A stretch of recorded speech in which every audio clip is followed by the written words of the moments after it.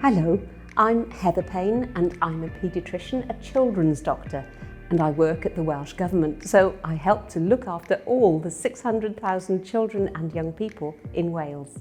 It's a worrying time for us all. COVID is not over. As we go into the winter months, there will be more coughs, colds and sniffles around, and it could be difficult to tell the difference between symptoms of different illnesses. That's why I want to talk to parents and carers about how and when you should test your child for COVID. It's essential that if you think your child has symptoms, they stay at home. They don't come to school, and you do follow the self-isolation guidance until you can get a test for them. The main symptoms are a high temperature or fever. This means your child will feel hot to touch on their chest or back.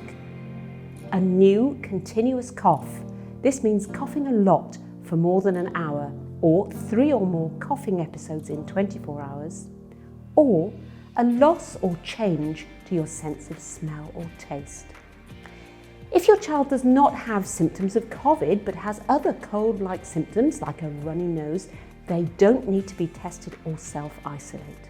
It's important to remember this so that we can all continue to protect the NHS in Wales and make sure people who really need tests can have them.